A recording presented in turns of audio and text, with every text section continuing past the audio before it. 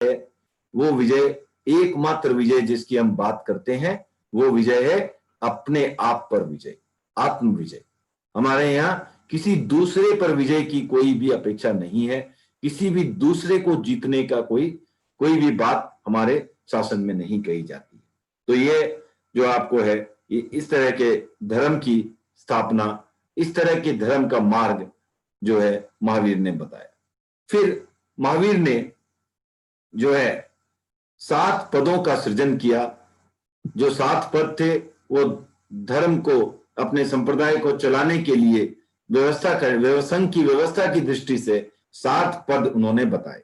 वो कौन कौन से थे? आचार्य, आचार्य पहला पद। आचार्य का क्या कार्य?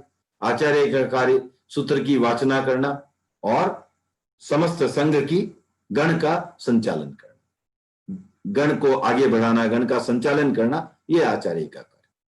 फिर दूसरा पद उन्होंने सृजित किया उपाध्याय।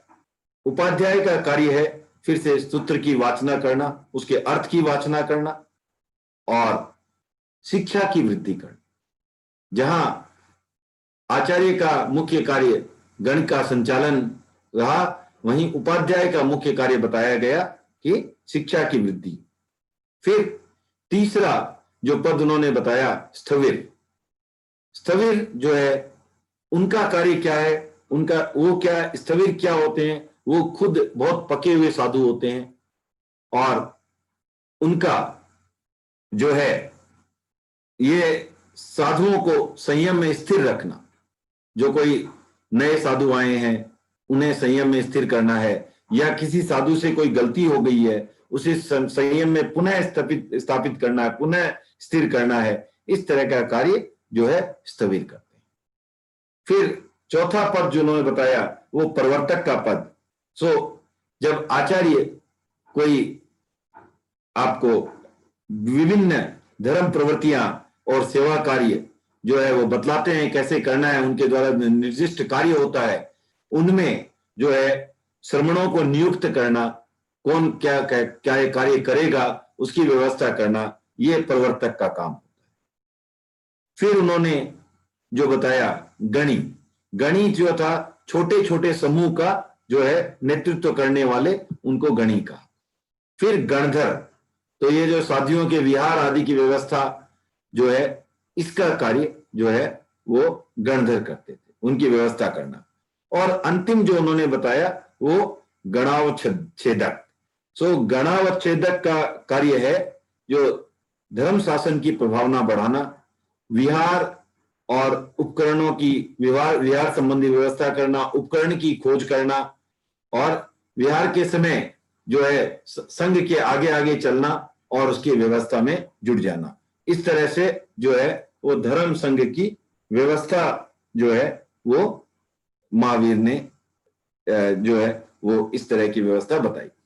फिर आपको आता है कि मुनि चर्या कैसी हो, जो साधु है उसकी चर्या कैसी हो।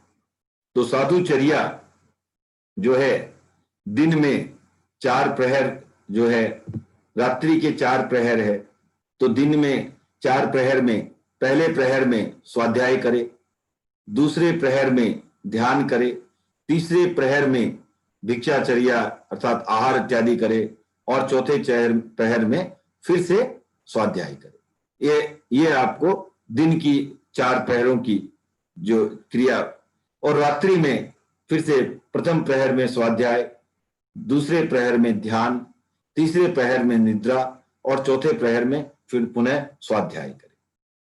तो ये जो है आगम में इस तरह का विभाजन जो आता है। और जो संघ व्यवस्था की दृष्टि से ऐसा कहा गया कि अपर रात्रि को, अर्थात रात्रि के जो दूसरे दिन सुबह होने के पहले वाला जो आखिरी प्रहर होता है उसमें स्वाध्याय और ध्यान के बाद जो है मुनि आवश्यक कार्य करे हर दिन। और क्या क्या आवश्यक कार्य बताए गए? पहला बताया गया सामायिक। सामायिक का अर्थ यहां क्या हुआ? सामायिक माने समता भाव का विकास।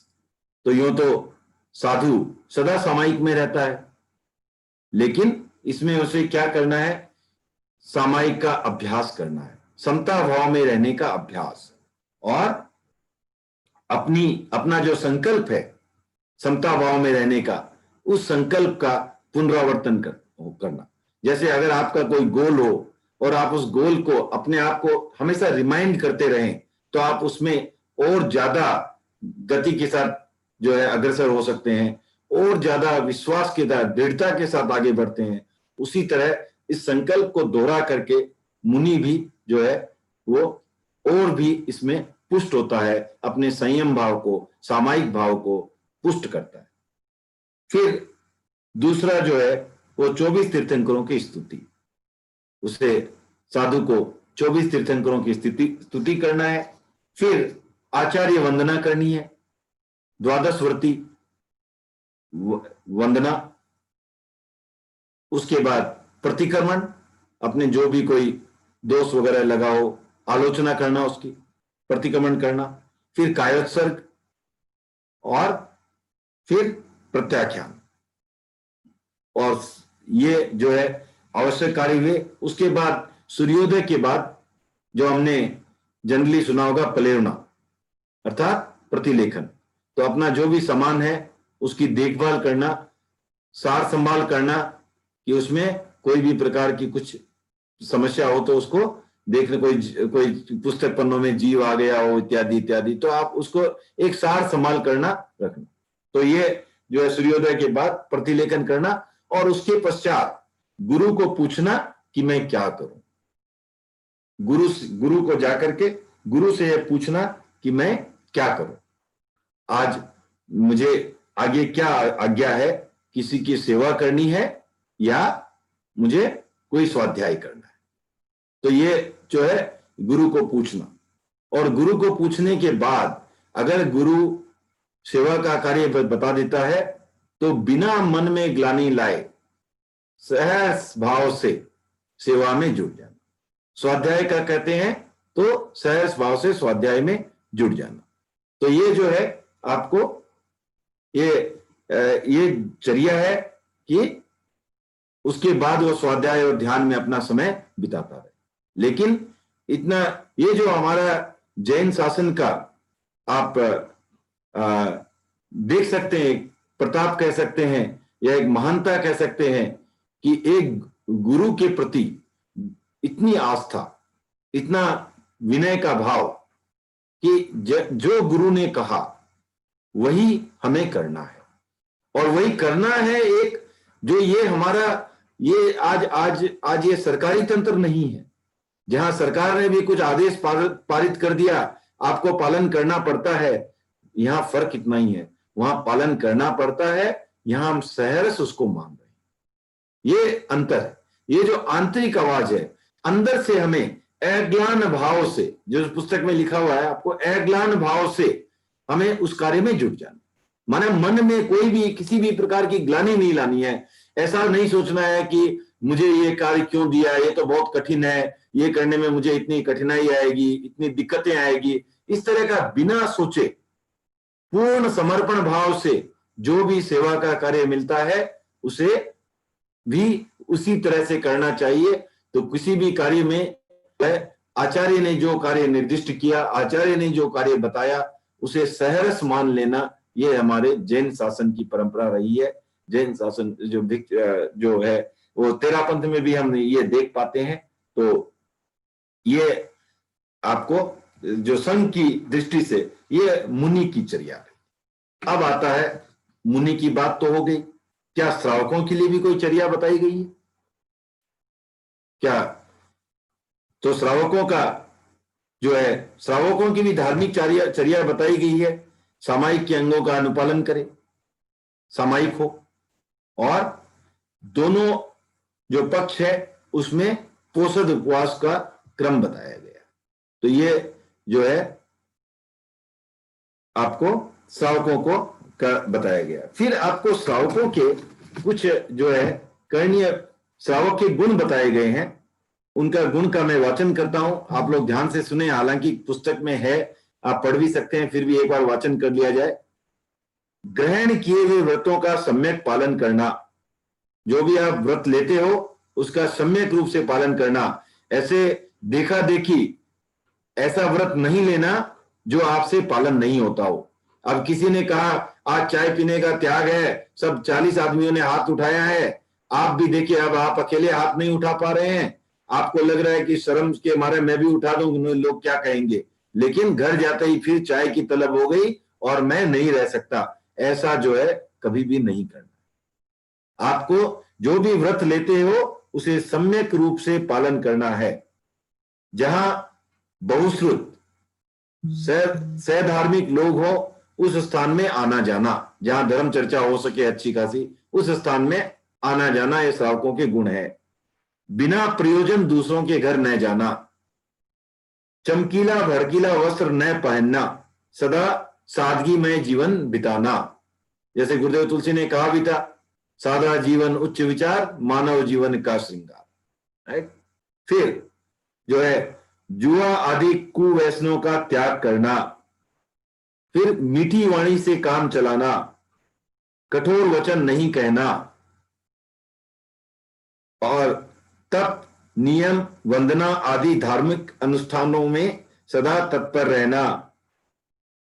अगला फिर से विनम्र रहना, कभी दुराग्रह नहीं करना, जिन वाणी के प्रति अटूट श्रद्धावान रहना। ये जो पॉइंट है, ये 8वां और 9वां, ये बहुत ही महत्वपूर्ण पॉइंट है, क्योंकि अगर आप देखोगे तो यूं तो बिना विनम्र रहे आप कई बार काफी चीजों में चूक जाते हैं, काफी चीजें आपसे दूर हो जाती है। क्योंकि आप जहां विनय नहीं रहता है, विनम्रता नहीं रहती है, तो वहां आपका मस्तिष्क भी फुल कैपेसिटी में काम नहीं करता है, आपकी ग्रहण करने की क्षमता भी जो है आवृत हो जाती है, कवर्ड हो जाती है। तो आप उसका अगर जितना, जिससे आप जैसे कोई भी क्षेत्र में आपको कुछ सीखना हो तो आप विनय के भाव से सीखोगे, तभी सीखा जाता है, अन्यथा कई बार लेने के देने भी पड़ जाते हैं। तो ऐसे ही एक जो है कहानी आती है, जो अपने मारवाड़ी लोगों में काफी ये कहानी सुनाई देती है कि एक जो बहू है वो पड़ोसन के पास जाती है और वो सीखना चाहती है कि पापड़ कैसे बनाया जाए। तो वो पूछती है कि भाई पापड़ कैसे बनाए जाए, पहले आटा पिसा लो, बोला ओ तो मना हुई है। तो देन उसका फिर उसको मठार लो, तो मैं शॉर्ट में कर देता हूं, वैसे तो काफी लोगों को मालूम होगी ये स्टोरी। हाँ ओ तो मना हुई है, फिर उसके लोहे बना लो, ओ तो मना हुई है। तो ये विनय नहीं है, उनको हमेशा ये दिखाना है कि मुझे आता ही है, विनम्र भाव नहीं है सीखने में। फिर मुझे फिर ऐसे ही करते करते कि फिर उसको जो है पापड़ टिकड़ी, उसको क्या बोलते हैं, उसको छोटी जो होती है उसको टिकड़ी बना लेना। हाँ, और उसको वो तो मना हुई है, तो थोड़ा उसको सुखा लेना, वो तो मना हुई है। फिर उसका पूरा पापड़ बना लेना, वो तो मना हुई है। फिर पापड़ को सुखा देना, वो तो मना हुई है। फिर उसको पापड़ को जो पलट करके अच्छी तरह से सुखा के अंदर रख लेना, बोला वो तो मना हुई है। तब ये पड़ोसन सोचती है कि इसको इतनी ओतमन आवई है, तो उसने कहा फिर उसको डब्बे में डाल करके उसके ऊपर एक बाल्टी पानी गिरा देना। तो उसने कहा ओतमन आवई है, और उसके बाद आप जानते हैं उस पापड़ का क्या हुआ होगा। तो इस तरह जो विनम्र भाव जहां नहीं रहता है, वहां सिखाने वाले का भी उत्साह नहीं रहता है और आपके सीखने में भी बाधा आती है। उसके बाद वाली जो बात है वो भी बहुत महत्वपूर्ण है। आज का जो समाज है इतना तार्किक हो गया है, तो वहां भी हमें तर्क का कहां उपयोग करना है इसकी जानकारी होनी चाहिए। तर्क तार्किक होना अपने आप में बुरी बात नहीं है, लेकिन हमेशा याद रहे जिन वाणी के प्रति अटूट श्रद्धावान बने। आप जो भी महावीर वाणी है उसके प्रति आपकी श्रद्धा नहीं डोलनी चाहिए। ऐसा नहीं होना चाहिए ऐसा हो ही नहीं सकता, महावीर ने कहा है फिर भी मैं ये कहूं ऐसा हो ही नहीं सकता, ये श्रद्धा की कमी। हमें तर्क का कहां इस्तेमाल करना है? तर्क का इस्तेमाल करना ये समझने के लिए कि ये मेरी समझ में नहीं आ रहा है, ये लॉजिकली मुझे समझना है, उसमें मैं तर्क का इस्तेमाल कर सकता हूं। समझने की दृष्टि से, डाउट क्लैरिफिकेशन की दृष्टि से मैं अपने तर्क का उपयोग कर सकता हूं, लेकिन ये अपने तर्कपने से अगर मैं ये साबित करने की कोशिश करूं कि महावीर की वाणी सही नहीं है, जिन वाणी गलत है, तो ये जो है ये सही नहीं होगा। इसलिए जो है ये ध्यान रखें, क्योंकि आज के युग में ये बहुत जो है चिंतन का विषय है, क्योंकि लोग प्रबुद्ध होते जा रहे हैं। पर्टिकुलरली टीपीएफ हमारा प्रबुद्ध जनों का जो है समूह है, तो वहां पर सभी ये कहते हैं ये कैसे मान लें। तो जहां श्रद्धा है, जहां विनय है और जहां जिनवाणी के प्रति अटूट श्रद्धा है, हम यही मानेंगे कि बात तो ये महावीर ने कही है तो सही है, शायद हमारी समझ में नहीं आ रही है, इसको समझने का और भी ज्यादा प्रयास करेंगे। ये इसी भावना के साथ हमें आगे बढ़ना है। अपनी प्रबुद्धता को इस दृष्टि से ही अपनी प्रबुद्धता को अपना जो है श्रद्धा में कमी लाने के लिए कभी भी उपयोग में नहीं लाना है। तो हमारी श्रद्धा हमेशा सुदृढ़ रहे, बनी रहे, मजबूत रहे। तो ये चीज जो है मुझे विशेष रूप से जो है टीपीएफ के लिए ये लागू होती है, इसलिए जो है क्योंकि हमारे सभी प्रबुद्ध रहते हैं, तो कई बार ऐसा जो चीजें नहीं दिखती है उनमें कई बार अविश्वास होना स्वाभाविक है, लेकिन उसको अविश्वास न करके ऐसा माने कि ये मेरी समझ में नहीं आ रहा है और उसको समझने का प्रयास करें, उसके प्रति आगे जो है जुड़ने का प्रयास करें, ये देखने का प्रयास करें, साधु संतों से वार्तालाप करें, चर्चा करें, समझने का प्रयास अवश्य करें। मैं ये नहीं कहता कि आपको शंका हो रही है तो आप उसको शंका का समाधान करने की कोशिश ना करें, पर शंका का रूप यह होना चाहिए कि ये बात मुझे समझ नहीं आ रही, ये बात गलत है, ये ना कहें, ये कहें ये बात मेरी समझ नहीं आ रही है, तो उसको समझने का प्रयास करें। तो उसके बाद जो आखिर अंतिम जो और दो बातें बताई है, गुरु वचन को सुनने के लिए तत्पर रहना और प्रवचन या शास्त्रों की प्रवीणता प्राप्त करना। यह अंतिम पॉइंट भी टीपीएफ के लिए बहुत महत्वपूर्ण है। सभी प्रबुद्ध हैं तो सभी इस प्रकार की योग्यता प्राप्त करें जो वो शास्त्रों की प्रवीणता प्राप्त करें, ताकि कहीं भी हमें जैन धर्म को रिप्रेजेंट करना हो, जैन धर्म का प्रतिनिधित्व करना हो, कहीं जैन धर्म की बात बतानी हो, तो हम उसमें सक्षम हो। तो ये थी श्रावकों के बारे में, तो श्रावकों के गुण इत्यादि। तो ये मोस्टली हाफ वे थ्रू है, तो अभी 2-3 मिनट के लिए अगर किसी को कोई प्रश्न है तो ले लेते हैं, उसके बाद फिर आगे चलते हैं।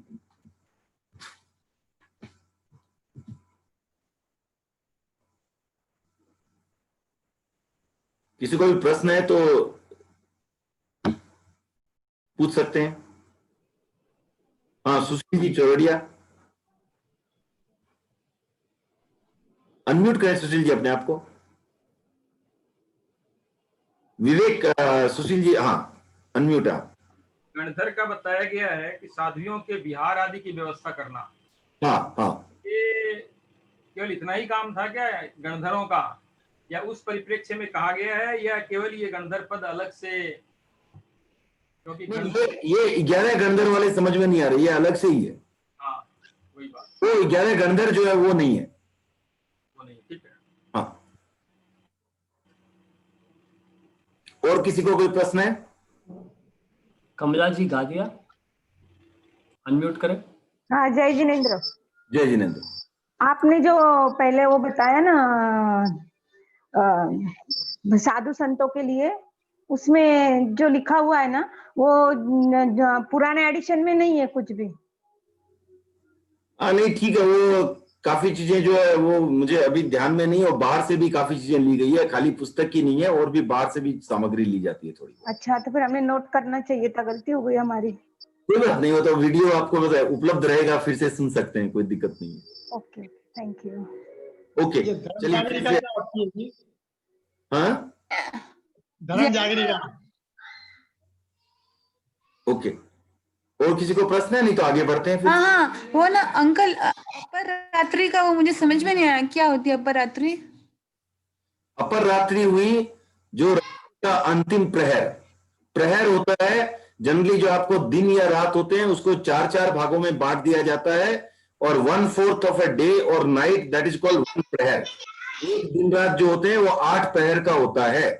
तो आप जैसे पोर करते हैं ना, आप सुना होगा आपने, पोर पचक लिया, इसका मतलब आपने प्रथम प्रहर का त्याग किया है, एक प्रहर का त्याग। तो 3 घंटे हो गया अराउंड। हाँ 3 घंटे अराउंड हो गया, करेक्ट है। तो ये जो आपको है, जो रात्रि का अंतिम प्रहर है, तो ऐसे उसका जो लास्ट वाला जो अंतिम प्रहर है उसको अपर रात्रि का, अपर प्रहर, वो अपर रात्रि का वही तो है। वो जो ब्रह्म मुहूर्त धर्म वाला जागरण- टाइम हो गया वही हो गया ना अंकल? ब्रह्म मुहूर्त उसमें आ गया, लेकिन वो ब्रह्म मुहूर्त वाला पूरा वो नहीं हुआ, उसके अंदर आ गया वो, क्योंकि वो 3 घंटे तक ब्रह्म मुहूर्त तो नहीं बोलते हैं। ठीक है, सतीश जी, हाँ धर्म जागरी का क्या होता है? हाँ हेलो हेलो, हाँ थर्ड ये रात्रि का तीसरा प्रहर ये है क्या? चौथा प्रहर, चौथा प्रहर ये, ओके अपर रात्रि। Okay, thank you. ठीक है, अब आगे बढ़ते हैं। जो भी प्रश्न होंगे अब लास्ट में लेंगे। ठीक है, अंतिम 15 मिनट क्वेश्चन आंसर के लिए रखेंगे, उसमें लेंगे। क्वेश्चन था, अभी फिर से अब लास्ट में लेंगे। ओके, अभी महावीर के केवल ज्ञान होने के बाद 15वां वर्ष चल रहा था, और उस समय भगवान महावीर, ये इस पुस्तक में नहीं मिलेगा आपको, तो ये अलग जगह से संकलित है।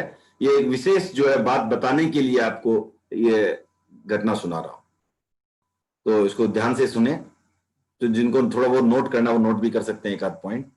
तो 15वें वर्ष में मिथिला से श्रावस्ती पधारे, और वहां पर मंकलीपुत्र गौशालक श्रावस्ती के आसपास ही जो है विराज रहा था, वहीं वो है, उसका अपना जमा रखा था संग। और जैसा कि आपको पता ही होगा कि तेजोलेशा की प्राप्ति भी गौशालक को श्रावस्ती में ही हुई, वहीं उसका अध्ययन किया उसने, और निमित्त शास्त्रों का भी अध्ययन श्रावस्ती में ही किया, जिसके कारण उसे वचन सिद्धि प्राप्त थी 6 चीजों पर। किस पर? सुख और दुख, लाभ और हानि, जीवन और मरण। और इनके आधार पर वो अपने आप को जो है बहुत बलशाली मानने लगा था, और वो कहने लगा था कि मैं जिन हूं, सर्वज्ञ हूं, केवली हूं। वो अपने आप को जो है तीर्थंकर कहने लगा था, सर्वज्ञ कहने लगा था। जब गौतम स्वामी ने यह बात सुनी, तो गौतम स्वामी ने भगवान महावीर से पूछा कि क्या, क्योंकि गांव में चर्चा थी कि यहां अभी 2 तीर्थंकर विराज रहे हैं, क्योंकि एक तो महावीर और एक अभी मंकलीपुत्र गौशालक अपने आप को तीर्थंकर कह रहा है। तो नगर में चर्चा कि यहां 2 तीर्थंकर विराज रहे हैं। तो गौतम स्वामी ने भगवान महावीर से पूछा कि क्या यहां अभी 2 तीर्थंकर विराज रहे हैं?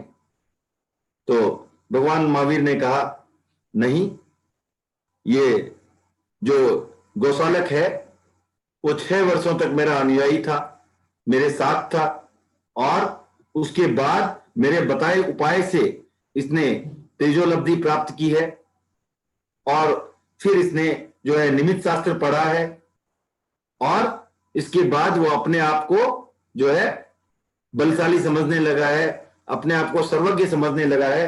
लेकिन उसमें ऐसी जो है अर्हता नहीं है, ऐसी क्षमता नहीं है कि वो जिन हो। वो जिन अर्थात तीर्थंकर, उसमें तीर्थंकर वाली कोई बात नहीं है। और वह जो है महावीर ने इतना जो है स्पष्ट गौतम स्वामी को दिया। अब गौतम स्वामी ने ये, जब गौतम स्वामी की शंका का समाधान हुआ, ये बात फिर आगे फैलने लगी, और ये महावीर गौतम का जो संवाद था, ये जब आगे फैला, तब ये गौशालक के कान में पड़ता है, और गौशालक इस को सुनकर बहुत क्रोधित हो जाता है, और वो जो है अपने आपे में नहीं रहता है। जब आनंद, स्थविर आनंद से गौशालक टकरता है, तो जो गौशालक कहता है कि मैं महावीर को जो है उसको नष्ट कर दूंगा, और बहुत क्रोधित अवस्था में दिखता है, तो स्थविर आनंद थोड़ा घबरा जाते हैं और आकर के प्रभु चरणों में आते हैं और भगवान को बोलते हैं कि जो है गौशालक काफी क्रोधित मुद्रा में इधर आ रहा है और मुझे भय लग रहा है। तो भगवान महावीर ने उसे शांत किया और कहा कि ऐसी कोई भय की बात नहीं है, और सभी को जाके कह दो कि सब वो गौशालक अभी यहाँ गुस्से में आ रहा है, तो आप लोग कोई भी जो है उससे कुछ इसकी किसी बात का जवाब न दे, सब मौन रहें। तो फिर गौशालक भगवान की सभा में आता है और भगवान की सभा में आकर के गौशालक महावीर से कहता है कि तुम कहते हो कि मैं तुम्हारा शिष्य मंकली पुत्र गौशालक हूं, यह सरासर गलत है, क्योंकि वो तो मंकली पुत्र गौशालक तो कब का देवलोक हो चुका, मैं उसके शरीर में आया हुआ हूं और मैं तीर्थंकर हूं। जब उसने ये बात कही तो महावीर शांत रहे। काफी देर हो गया, अनाप शनाप जब बकने लगा तो सर्वानुभूति नामक शिष्य महावीर का उससे जब रहा नहीं गया और उसने गौशालक को जब टोकने की कोशिश की, तो गौशालक ने तेजोलेस्या का प्रयोग करके तेजोलब्धि का प्रयोग करके सर्वानुभूति को जला दिया। सर्वानुभूति वहां से जो है जल करके उन मृत्यु को वर्ण हुए और देवलोक में उनका देवलोक पधारे। फिर जो है थोड़ी देर के बाद एक और शिष्य सुनक्षत्र, जब वो भी चुप नहीं रह सका तो उसे भी जो है उस पर भी गौशालक ने तेजोलब्धि का प्रयोग कर दिया। उसके बाद जो है भगवान ने जब कहा कि गौशालक तू जानता है कि तू गलत है, तो भगवान पर भी उसने तेजोलब्धि का प्रयोग कर। जब भगवान पर तेजोलब्धि का प्रयोग किया तो भगवान के आर बाद प्रदक्षिणा देती हुई वापस वो लब्धि जो है वापस जाकर के गौशालक के शरीर में लग गई। तो जब उसके बाद गौशालक दाह करने लगा, उसके शरीर में पूरे शरीर में ज्वाला उठने लगी।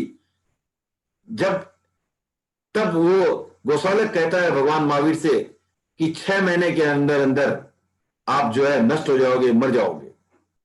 तो भगवान महावीर ने कहा गौशालक मेरा तो अभी कुछ नहीं होने वाला, अभी मेरा तो जीवन बाकी है, लेकिन 1 हफ्ते के अंदर अंदर तुम्हारा शरीर जरूर शांत हो जाएगा। और फिर गौशालक अपने वहां से आता है और काफी इलाज करने की कोशिश करता है, लेकिन उसे कोई फायदा नहीं होता है।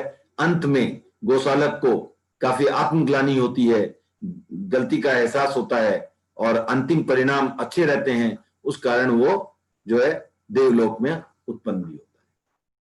तो ये गौशालक के बाद भगवान महावीर को जो है उस समय जो है भयंकर दाह होती है, दाह ज्वर होती है और खून की दस्त लगती है। 6 महीने तक भगवान को समस्या रही और उस समय जो है सिंह अनगार वो विचलित हो जाते हैं। वो सोचते हैं कि कहीं गौशालक की बात सही ना हो जाए, कहीं महावीर को कुछ हो ना जाए। तो उस समय जो है महावीर सिंह अनगार को आश्वस्त करते हैं कि चिंता मत करो, अभी मुझे कुछ नहीं होने वाला, अभी बहुत जीवन बाकी है। और उसे कहते हैं कि तुम रेवती नाम की एक श्राविका है, उसके वहां से जाकर के तुम्हें जो है लाना है। क्या लाना है? बोले उसने 2 पाक है उसके पास, एक कड़ुमे का पाक है और एक बिजोरा पाक है। जो कड़ुमे का पाक है वो कुमड़े का पाक है, एक कुमड़े का पाक है, एक बिजोरे का पाक है। और जो कुमड़े का पाक है वो उसने मेरे लिए बनाया हुआ है, इसलिए वो हमें नहीं लाना है। जो दूसरा पाक है उसने अन्य कारण से अपने लिए बनाया है, बिजोरा पाक, वो लेके आओ। तो यहां भी ये ध्यान देने की बात है कि जो भिक्षा है, उसकी भिक्षाचर्या जो है, उसकी शुद्धि की दृष्टि से हमें ध्यान रखना है कि कभी भी साधु के लिए कुछ भी बनाना जो है हमें नहीं कलपता है। साधु के लिए हमें बनाना नहीं है।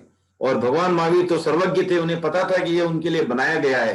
तो हमें ये ध्यान रखना है कि हम कम से कम साधु के लिए कभी कुछ ना बनाएं। हमारे लिए जो बना हुआ है उसी में से देना, वही शुद्ध दान है।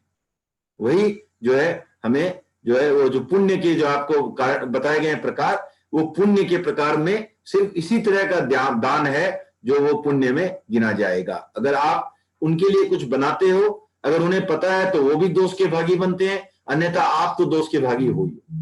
तो इससे हमें एकदम बचना है, क्योंकि ये कोई दिखावे की बात नहीं है।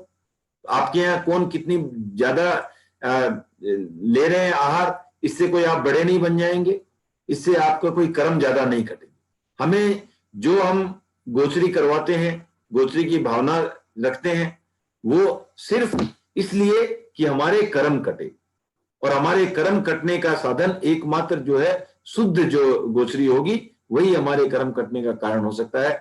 हम अगर बिना गोचरी हुए भी अगर हम खाने के पहले यह संकल्प कर लेते हैं कि आज हमारे यहाँ साधु आते, तो हम उन्हें जो है ये गोचरी कराते। तो ये कभी और लेंगे। हमारे जयश्री जी ने बताया है कि जो बिजोरा पाठ था वो घोड़े के लिए बनाया गया था। तो ये जो है हमें ध्यान रखना है कि हमारा जो जितना जो संकल्प हो मजबूत, गोचरी का जो भावना हो प्रबल, उसी से हमारा कर्म कटता है। जो द्रव्य रूप में हम कितना बहराते हैं, उससे हमारे कर्म कटने का कोई भी हिसाब नहीं। तो ठीक है, ये देखें आपकी किस तरह भगवान महावीर ने भी इस चीज का ध्यान रखा और उन्होंने ऐसा आहार लाने को कहा जो साधु को जो है उसके अनुरूप हो, उसके साधुत्व के लिए फायदेमंद हो। और वो बिजोरा पाठ खा करके जो है भगवान महावीर स्वस्थ हुए। अब हमें ये चीज देखनी है कि इसको चिंतन करने योग्य इसमें क्या बिंदु है। एक और बिंदु आता है कि केवल ज्ञानी बन चुके थे, उसके बावजूद बाद में उन्हें कष्ट आए हैं। केवल ज्ञानी बनने के बाद भी उन्हें कष्ट आए हैं। ये बाकी किसी जो है सामान्य रूप में ऐसा नहीं होता है तीर्थंकरों के लिए, लेकिन यहां पर जो है जो छद्मस्थ अवस्था में जरूर कष्ट आए हैं, और भी कष्ट आते हैं, और भी तीर्थंकरों को आए हैं, लेकिन केवली बनने के बाद कष्ट आना, ये जो है एक घटना हुई है। और इसमें अब ये हम सामान्य रूप में हम सुनते हैं कि आप जब केवली बनने के बाद जो है सिर्फ सातावेदनीय कर्म का बंधन होता है, लेकिन यहां यह स्पष्ट है कि भगवान महावीर को असातावेदनीय कर्म का उदय हुआ है, क्योंकि बिना असातावेदनीय कर्म के कष्ट हो नहीं सकते। तो ये जो थोड़ी जानकारी की बात यह है कि तीर्थंकर होते हैं, जब तीर्थंकर बनने के समय जो 4 घाती कर्म तो कट ही जाते हैं, जो 4 अघाती कर्म बचते हैं, उनमें से आयुष्य, नाम और गोत्र ये तो शुभ ही होते हैं। वेदनीय जो है वो शुभ और अशुभ दोनों हो सकते, और ये सिर्फ है जो उस समय के कर्म की स्थिति है। बाकी बाद में लगने के लिए अशुभ नहीं लग सकते, क्योंकि वो तो 10वें गुणस्थान के बाद अशुभ लगना बंद हो जाता है। तो वो लग तो नहीं सकते, लेकिन उस समय तक रह सकते हैं। जो उदय में नहीं आए हुए हैं वो रह सकते हैं, और वही भगवान महावीर के केस में भी हुआ है। और इसी श्रृंखला में और कुछ याद रखने की बात है, जो सामान्य केवली होते हैं उसके सिर्फ आयुष्य शुभ होता है, बाकी जो है तीनों कर्म, अघाती कर्म, शुभ और अशुभ दोनों हो सकते हैं। तो ये जो है आपको जस्ट एक थोड़ी चिंतन करने की बात है कि भगवान महावीर को भी जो है वो कष्ट इस तरह से भोगने पड़े। फिर चर्चा आती है इसी तरह करके अंतिम प्रवचन, भगवान के 30 वर्ष जो है केवल ज्ञान के समापन की ओर अंतिम वर्षावास पावापुरी में उन्होंने किया। और कार्तिक कृष्णा 13, और ये पहले से पता था, सर्वविदित था, सबको पता था श्रद्धालुओं को कि ये इनका अंतिम चातुर्मास है, अंतिम वर्षावास है। तो इस हिसाब से दूर दूर से लोग भी काफी उनकी सेवा करने आए, काफी संख्या में लोग लोगों ने उनकी सेवा की। कार्तिक कृष्णा 13 की रात्रि में उन्होंने जो है अंतिम जो है अनशन किया, और कार्तिक अमावस्या के दिन बेले की तपस्या थी। इंद्रभूति गौतम को उन्होंने वेद विद्वान देव शर्मा को समझाने के लिए भेज दिया।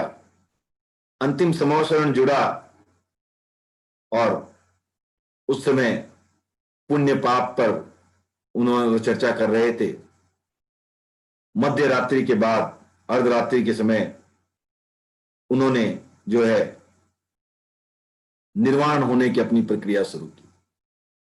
बादर काय योग में स्थित होकर जो योग होते हैं हमारे, सूक्ष्म और बादर, दो प्रकार की योग हो सकते हैं। तो बादर काय योग में स्थित हुए, और बादर मनोयोग और बादर वचन योग।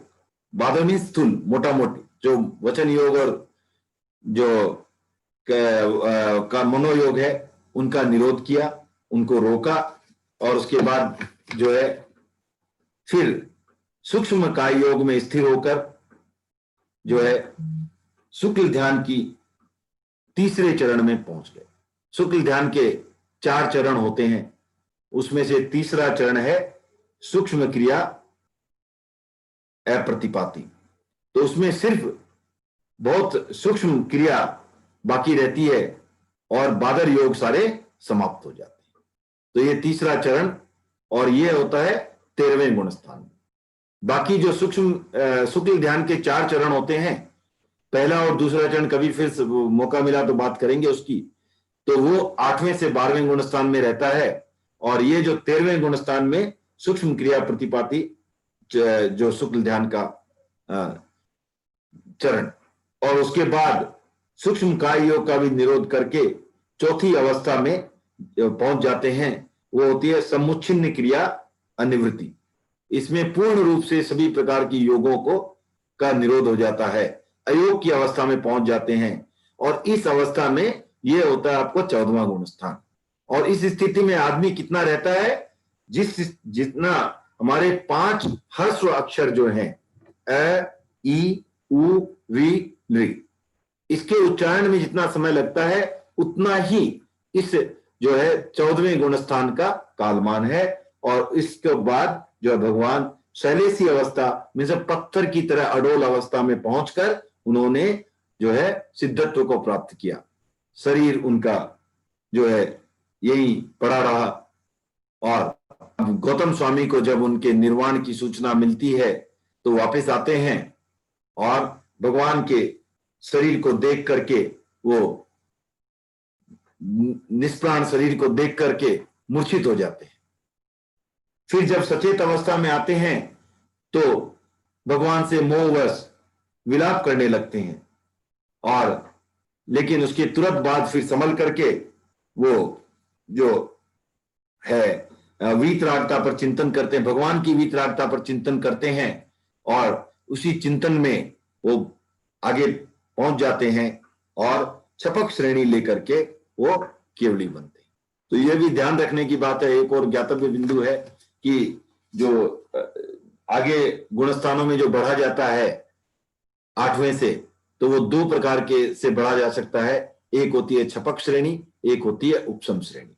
जो छपक श्रेणी होती है उसमें आप मोहनीय कर्मों की प्रकृति का क्षय करते हुए आगे बढ़ते हैं, और जो उपसम श्रेणी होती है उसमें मोहनीय कर्मों का उपसम करते हुए आगे बढ़ते हैं। तो लेकिन जो उपशम करते हुए आगे बढ़ता है वो कभी भी 12वें गुणस्थान में या उससे आगे नहीं जा सकता है, वो 11वें गुणस्थान तक ही पहुंच सकता है। और 11वें छपक श्रेणी वाला 10वें से सीधा 12वें गुणस्थान में जाता है और 12वें से फिर 13वें में जाकर के केवल ज्ञान की प्राप्ति करता है। और जो एक बार 12वें गुणस्थान में आ जाता है वो कभी वहां से वापस नीचे नहीं जाता, जबकि जो 11वें गुणस्थान में आता है उसे निश्चय ही वापस नीचे जाना पड़ता है। तो ये इस तरह गौतम स्वामी को भी केवल ज्ञान की प्राप्ति। भगवान महावीर के समय बुद्ध साहित्य में 6 जो है श्रमण संप्रदायों का उल्लेख मिलता है। उस समय की कैसी धर्म की अवस्था थी उसके बारे में थोड़ी सी चर्चा कर लेते हैं। आज की ये आखिरी चर्चा होगी। तो उसमें जो प्रमुख थे अक्रियावाद, तो एक तो भगवान महावीर का था ही, बाकी 5 में बता देता हूं आपको। एक अक्रियावाद के आचार्य थे पूर्ण कश्यप। तो उनका मानना था कि ये किसी ने कुछ भी किया करवाया, डराया डराया, काटा या कटवाया, कष्ट सहा या दिया, किसी से कुछ भी किया, किसी की हत्या की, किसी को मारा पीटा बलात्कार किया, कुछ भी किया या दान पुण्य किया, कुछ भी कर लो, न तो कुछ पाप पुण्य कुछ भी नहीं होता, न पाप लगता है न बात, कुछ भी नहीं होता। तो ये उस गण की मान्यता थी, वो था अक्रियावाद। फिर दूसरा था नियतिवाद, वो था गोसालक का। मंकलीपुत्र गोसालक उसके प्रमुख थे और उनका क्या मानना था, जो भी होता है वो नियत है, किसी के वो कर्म वगैरह में विश्वास नहीं करते थे, जो भी जैसा होना है वैसा ही होगा, सारी कुछ नियति है, सब कुछ फिक्स्ड है, सब कुछ और पहले से ही निर्धारित है और हमारे हाथ में कुछ भी नहीं। जो भी हो रहा है, जैसा भी हो रहा है, उसके लिए न तो हम दोषी हैं और न हम कुछ उसमें रोक सकते हैं, न कंट्रोल कर सकते, कुछ भी नहीं कर सकते। तो यह था नियतिवाद। तीसरा था उच्छेदवाद और उसके प्रमुख थे अजित केश कंबली। उनका कहना था दान यज्ञ इत्यादि ये सब कुछ नहीं है, न तो ये लोक और न परलोक, ऐसा कुछ भी नहीं है। जो है शरीर है ये 4 भूतों से बना है। 4 भूत कौन से? पृथ्वी, पानी, अग्नि और वायु। इन 4 भूत से शरीर बना है और मरने के बाद फिर ये चारों में ये वापस मिल जाता है और इसमें बाकी कुछ भी जो है इसके सिवाय कुछ भी सोचना ये कोई तथ्यहीन है और ऐसा कुछ भी नहीं। ये इसका सिद्धांत नाम उच्छेदवाद, मीन जो भी है वो समाप्त हो जाता है। और इसके बाद जो आता है आपको अन्योन्यवाद। इसके पकुद कात्यायन इसके प्रमुख थे। उन्होंने 7 जो है अच्छा, ये उच्छेदवाद वालों ने दान वगैरह की भी काफी जो है निंदा की। दान वगैरह उन्होंने कहा कि दान वगैरह जो शब्द है ये पागलपन मूर्खों ने उत्पन्न किया है और इससे कुछ भी होना जाना नहीं है और अक्लमंद और मूर्ख दोनों का ही मृत्यु के बाद उच्छेद हो जाता है, मतलब नाश हो जाता है, तो कुछ बचता ही नहीं है, ये सब बेकार के ढकोसले। फिर अन्योन्यवाद, इसके जो पकुद कात्यायन उसका कहना था कि 7 पदार्थ होते हैं, तो 4 तो हमने बता ही दिए, उसके सिवाय 3 और पदार्थ है, सुख दुख और जीव। वो आपस में एक दूसरे को कोई भी सुख दुख देने में असमर्थ है, आपस में एक दूसरे का कुछ भी बाधा पहुंचाने में असमर्थ है। तो उसमें जो है मारने वाला, मार खाने वाला, सुनने वाला, कहने वाला इत्यादि इत्यादि कोई भी नहीं है। जो तेज शस्त्रों से सिर भी कटवाता है वह खून नहीं करता, वह सिर्फ उन शस्त्रों को इन 7 पदार्थों में जो भी रिक्त स्थान है वहां पर पहुंचाता है। तो इस तरह से उसकी धारणा थी। तो ये अन्योन्यवाद। फिर जो अंतिम आता है वो विक्षेपवाद। उसके आचार्य थे संजय वेलट्टी पुत्र और वो उनका कहता था कि टोटल कंफ्यूजन वाले थे। उनका कहना था कि परलोक है या नहीं जानते, परलोक है भी नहीं भी, ये भी नहीं जानते हम, अच्छा या बुरे का कर्म का फल मिलता है ये भी मैं नहीं मानता और नहीं मिलता है ये भी नहीं मानता। तो इस तरह से जो है, जो कोई भी प्राणी है वो मृत्यु के बाद रहता है या ये नहीं रहता है ये भी मैं नहीं जानता, नहीं रहता है ये भी मैं नहीं जानता। तो इस तरह से एक संपूर्ण कंफ्यूजन की स्थिति उनका उस पंथ का नाम था विक्षेपवाद।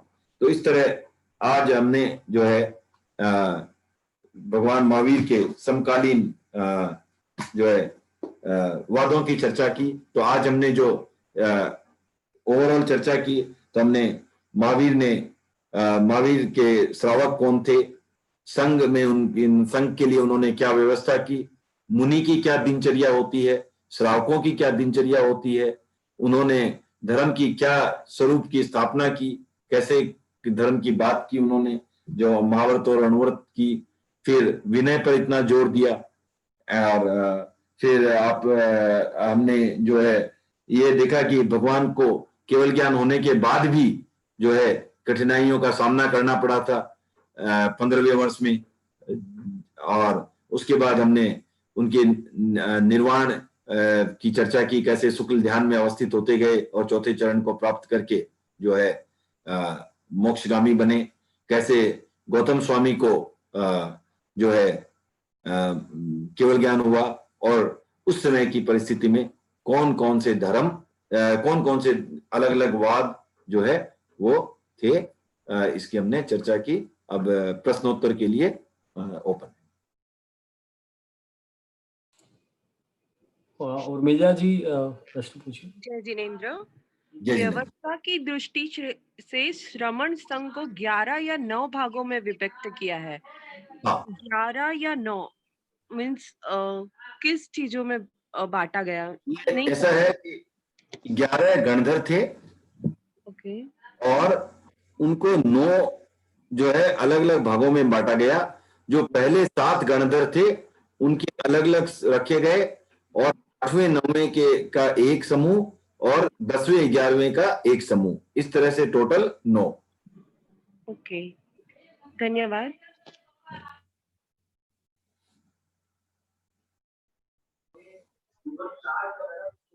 प्रणाम काकू साहब। हाँ भारती। हाँ काकू साहब, आपने बोला कि भगवान महावीर का जो वो निर्वाण वाला जो साइड था ना, हाँ, वो पोर्शन थोड़ा सा कम समझ में। निर्वाण वाला वो समझ में नहीं आया, निर्वाण वाला जो पोर्शन था। निर्वाण में क्या होता है कि पहले जैसे अभी निर्वाण के पहले 13वें गुणस्थान में रहते हैं केवली होने के बाद, तो उसके बाद 14वें गुणस्थान में जाने के बाद निर्वाण होता है। 14वां गुणस्थान क्या है? अयोगी केवली। 13वां गुणस्थान है सहयोगी केवली, 14वां गुणस्थान अयोगी केवली। अयोगी केवली में जाने के लिए उन्हें पूर्ण रूप से योग अर्थात कोई भी एक्टिविटी का, प्रवृत्ति का त्याग करना पड़ता है।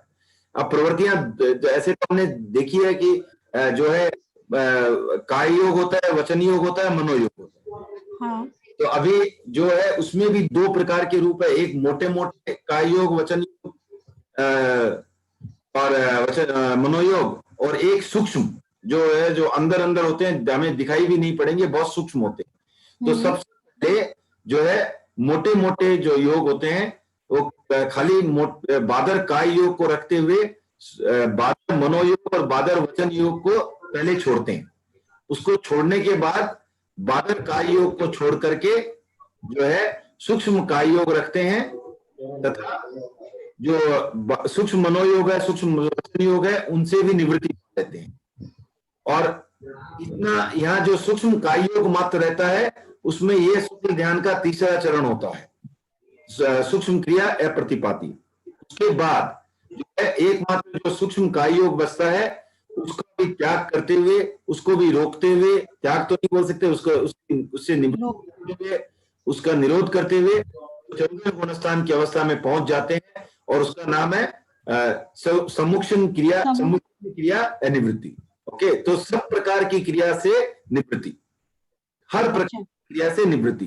तो इस तरह से जो इस अवस्था में सिर्फ 5 हर्ष अक्षर का उच्चारण करते हैं, उतने ही हैं, और उसके साथ ही उसके बाद उनका निर्वाण हो जाता है, और वो पत्थर की तरह अडोल हो जाते हैं। उसको जो पत्थर की तरह अडोल अवस्था रहती है उसको कहते हैं शैलेसी अवस्था। तो वो शैलेसी अवस्था में पहुंच जाते हैं और वहां से फिर को प्राप्त होते उसके बाद में वो समोसरण करते हैं। हैं। नहीं, समोसरण तो समोसरण पहले कर लेते हैं ना, समोसरण निर्वाण तो- से केवली बनते हैं, तब समोसरण होता है, उसके बाद निर्वाण हो जाता है। समोसरण तो उनका कोई भी जो प्रवचन चलता है वो व्याख्यान जैसे प्रवचन पंडाल होता है उनका समोसरण हो गया। हाँ, जो सभा होती है वो समोसरण हो गई। अच्छा, तभी उनका औचित्य है जब वो व्याख्यान देते हैं, प्रवचन देते हैं, तभी उसका औचित्य है, नहीं तो कोई औचित्य नहीं है ना। तो अच्छा, समोसरण का कोई औचित्य नहीं है। अच्छा, ठीक है। हाँ, हाँ। और किसी को कोई प्रश्न? जय जिनेंद्र सर। जय जिनेंद्र। जय बिरबल जी भाई साहब, जय जिनेंद्र। जय जिनेंद्र गांधी जी। लक्ष्मीलाल गांधी। हाँ, जय जिनेंद्र सर। जय जिनेंद्र। मेरा एक छोटी सी वो थी, भगवान महावीर स्वामी के बर्तारे में धर्म का फल वर्तमान काल में ही होता है, एक कोटेशन आता है भगवान महावीर के साहित्य में, धर्म का फल वर्तमान काल में ही होता है। भगवान महावीर के इस सिद्धांत को अपन किस रूप में समझ सकते हैं? ये ध्यान में नहीं आया हुआ, मैं रिसर्च करके आपको नेक्स्ट क्लास में बताने की कोशिश करता हूँ। कोई बात नहीं है यार, इसमें इसका साथ में एक जुड़ा हुआ प्रश्न है। जो इंद्रभूति का जो संदेह था उसका निवारण भगवान महावीर ने किया। हाँ। उन्होंने आते ही वे पूछा, आओ इंद्रभूति, और उसका नाम लेके पूछा तो इंद्रभूति बहुत उसमें आ गया घमंड में कि मेरा नाम कौन नहीं जानता है। हाँ। जब उसकी शंकाओं का समाधान भगवान महावीर ने किया तब वह अपने शिष्यों के साथ में दीक्षित हुआ। हाँ। उनके बाद में भगवान महावीर के काल में साध्वी संघ का नेतृत्व किसने किया? किसका नेतृत्व? साध्वी संघ का चंदनबाला या और कोई? साध्वी संघ का नेतृत्व चंदनबाला ने किया। चंदनबाला ने किया ना? हाँ। चंदनबाला से पहले कोई साध्वियां बनी थी क्या? नहीं, कोई नहीं बनी थी। नहीं। अच्छा, ठीक है साहब, धन्यवाद। ओके। और किसी को कोई प्रश्न? जेके जैन सर। हेलो। हाँ, जैन साहब। जय जिनेंद्र जी। जय जिनेंद्र। आत्मलोचन में धर्म जागरिका, आत्मलोचन धर्म जागरिका का क्या मतलब हुआ? धर्म के प्रति जागृत रहना, धर्म के प्रति जागरूक रहना। ठीक है, आभार आपका, धन्यवाद। साक्षी जी सुराना।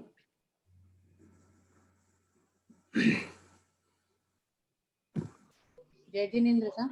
जय जिनेंद्र। ये जो 14वां गुणस्थान आपने बताया शैलेशी अवस्था वाला, हाँ। उसे कालमान में अंतर्मुहूर्त बोल सकते हैं क्या?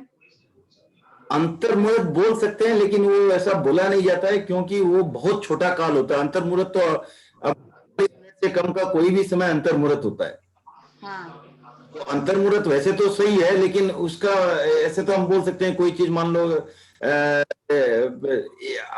हमें मालूम है कि वो कुछ क्षणों की है, तो उसके लिए अंतर्मुहूर्त कहना वो पूर्ण जानकारी नहीं है। पूर्ण जानकारी के हिसाब से अगर ये हम कह सकते हैं कि 5 अक्षर जितना ही समय है, तो ये आपको ये बहुत ज्यादा उचित रहेगा। जैसे आपको मान लीजिए किसी चीज का आपको बोला जाए कि इसकी पेनल्टी 2 लाख तक लग सकती है, आपको मालूम है कि इसकी 3 रुपए से ज्यादा लगनी नहीं। 2 लाख से कम लगेगी, ये टेक्निकली तो बात सही है, लेकिन जितना कोई ये बताए कि आपको 3 रुपए से अधिक नहीं लगेगी।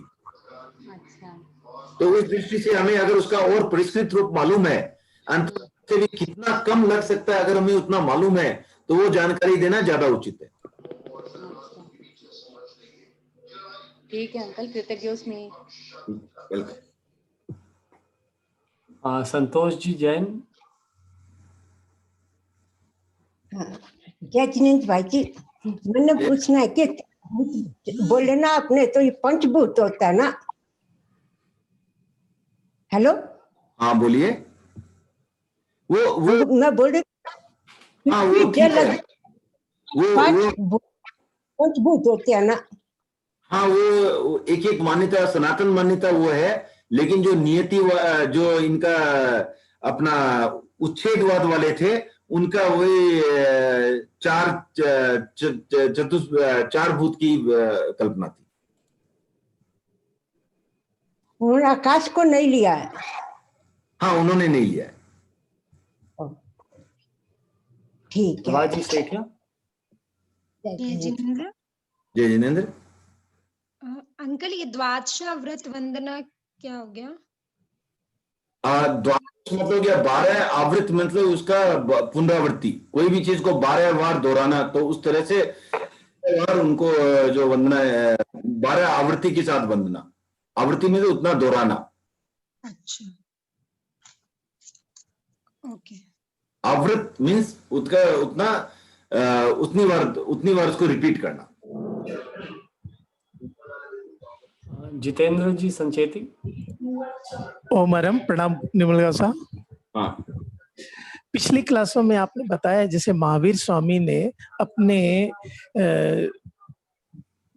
अनुयायियों को दीक्षा दी, उनमें साधु साध्वियां दोनों को दीक्षा दी, तो क्या वो वस्त्रहीन थे या वस्त्र में थे? क्या परंपरा वहां से दिगंबर और श्वेतांबर शुरू हुई? ये मेरा प्रश्न है।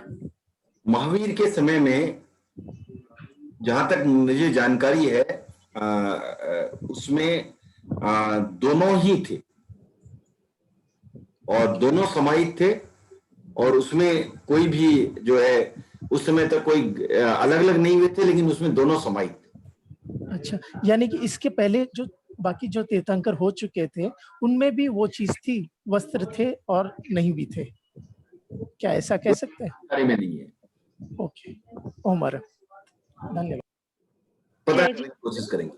हाँ, भगवान महावीर को जिस दिन निर्वाण प्राप्त हुआ उसी दिन भगवान गौतम को कैवल्य प्राप्त हुआ। हाँ, ओके,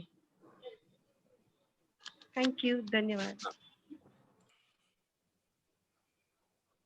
तो अब प्रश्न सारे समाहित हो गए हैं, तो अभी इस बार जो हमारे बीच में देखते हैं, अभी निर्मल जी कोटेचा हैं, तो मैं निवेदन करूंगा उनसे।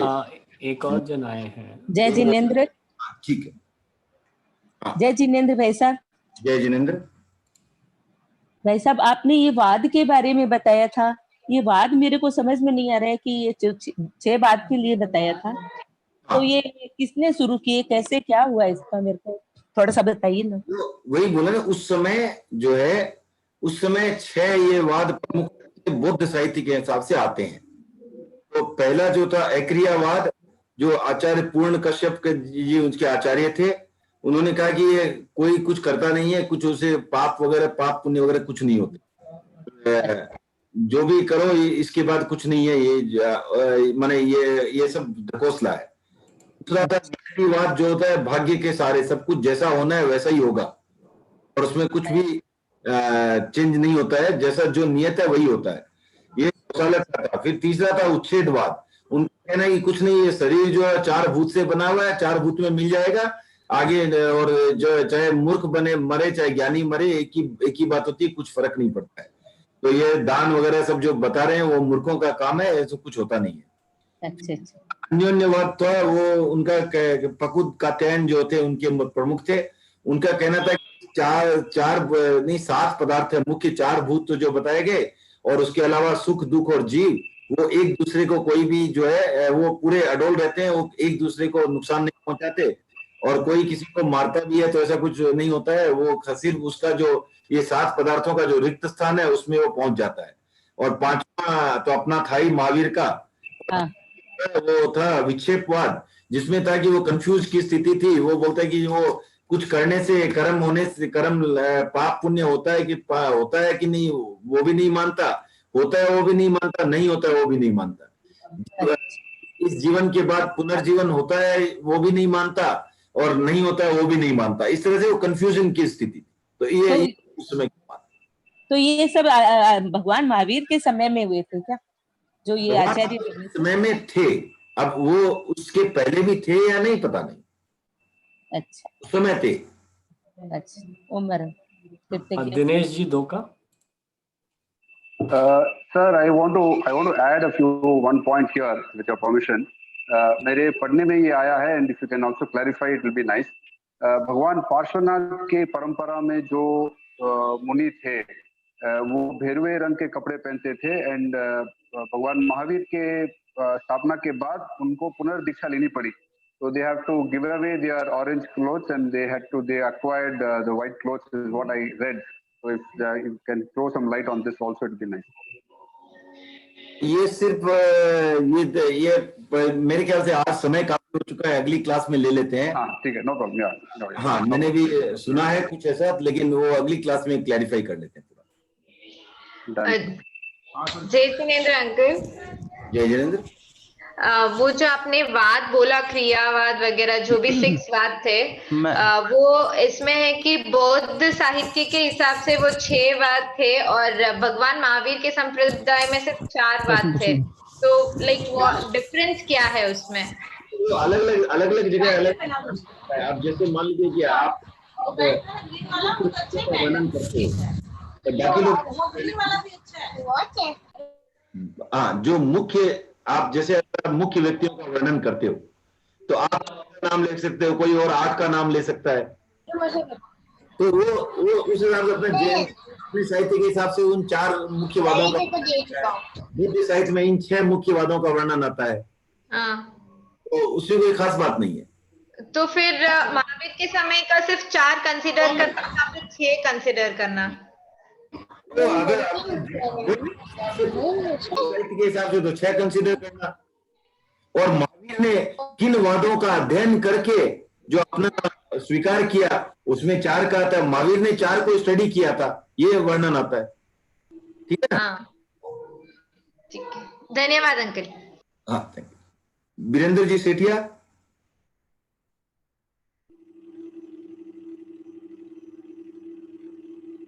वीरेंद्र जी, हैंड रेज्ड आपका.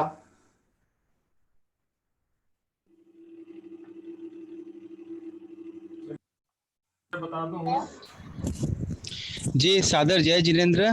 जय जिनेंद्र. बहुत ही सुंदर आपने तरीके से बताया, आपका बहुत बहुत आभार. मेरे 2 प्रश्न हैं बेसिकली. एक तो है कि जब हम अर्हत वंदना करते हैं तो हम किसकी वंदना करते हैं, और दूसरा प्रश्न है कि भगवान महावीर के बाद सुधर्मा स्वामी प्रथम पटधर हुए, लेकिन उनसे बड़े गौतम स्वामी थे. तो गौतम स्वामी प्रथम पटधर नहीं हुए और सुधर्मा स्वामी कैसे हो गए? ठीक है, बताता हूँ. तो अर्हत वंदना तो जैसे आगम में जो आए हुए हैं सूत्र, उनका संकलन है. तो उसमें तो अलग अलग आता है, जैसे नमो रिंतानंग वगैरह से शुरू होता है, तो उसमें तो सभी कुछ आ जाता है. उसका आपको अर्हत वंदना का मीनिंग. और दूसरी जो आपकी बात थी, गौतम स्वामी पटधर नहीं बने, सुधर्मा पटधर बने, उसका कारण है, हालांकि मेरी जानकारी में आया दिगंबर साहित्य में गौतम स्वामी को भी पटधर बताते हैं, लेकिन हमारे दिगंबर में ऐसी मान्यता नहीं है. और इसका कारण है कि जब पटधर बनने की बात आई, उस समय तक गौतम स्वामी केवल ज्ञानी हो चुके थे. ठीक है ना जी. और महावीर का शासन चलाना था, प्रभावना महावीर के शासन की होनी चाहिए. तो गौतम स्वामी स्वयं सब कुछ देख पा रहे थे, उनको स्वयं अपना ज्ञान हो गया था, दिव्य ज्ञान हो गया, स्वयं केवल ज्ञान हो गया था. तो हर बात से ये नहीं कह सकते थे कि महावीर, क्योंकि वे स्वयं ऐसा देख रहे हैं. जबकि शासन की प्रभावना के हिसाब से, महावीर के संघ की प्रभावना के हिसाब से ऐसा आदमी चाहिए जो महावीर की वाणी को आगे बढ़ा सके और जो ये कह सके कि महावीर ने ऐसा कहा है. तो इसीलिए सामान्य केवली तीर्थंकर के उत्तराधिकारी नहीं होते. ओके जी. ओके. भूति, अग्निभूति, वायुभूति नहीं बने, सुधर्मा स्वामी संघ के लीडर बने. ये एक बात और जैसे आज मेरे को ध्यान में आई, मैं जैसे मुनि श्री स्वस्तिक कुमार जी की दीक्षा हुई थी, तो उस दिन पिताश्री ने बताया कि भी उनको छेदोपस्थापनीय चरित्र आया है. और वैसे ही पार्श्वनाथ की परंपरा के साधु अगर महावीर की परंपरा में प्रवेश करते हैं तो उनको भी छेदोपस्थापनीय चरित्र ग्रहण करना पड़ता है। हाँ ठीक है, वो फिर से दिनेश जी वाली बात के समय फिर से रख लेंगे। ठीक है सर। ठीक। तो अब आज बहुत बहुत धन्यवाद सबका, बहुत आकर्षक प्रश्न भी पूछने के लिए। और अब मैं रिक्वेस्ट करूंगा निर्मल जी कोटेचा से कि मंगल पाठ सुना करके आज की सभा को पहले। जय जितेंद्र साहब, थोड़ी सी मेरी कठिनाई है कि आज मेरा वीडियो लैपटॉप का काम नहीं कर रहा है। कोई बात नहीं, ऑडियो में ही हम आपकी आवाज पहचानते हैं। सभी को सादर जय जितेंद्र, बहुत अच्छा लगा और इतनी अच्छी क्लास अटेंड मैंने छोड़ने की इच्छा नहीं हो रही थी। निर्मल जी को बहुत बहुत साधुवाद, आभार। हम मंगल पाठ के साथ आज के इस कार्यक्रम को संपन्न करें। और जस्ट एक सेकंड निर्मल जी, अगर बताने में कहीं कोई भूल चूक की है और कुछ गलत बता दिया हो तो मिच्छामि दुक्कडम।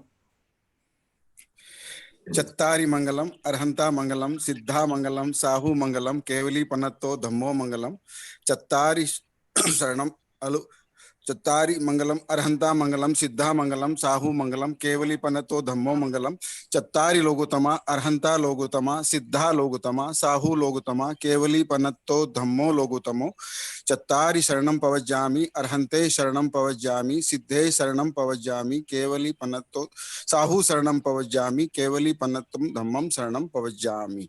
ओम अरहम साहब। Thank you. विघ्नहरण मंगल स्वाम भी चुनो ना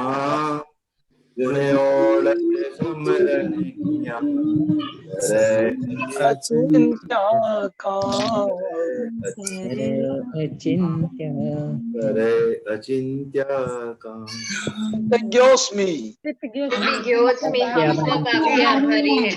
कृतज्ञोस्मि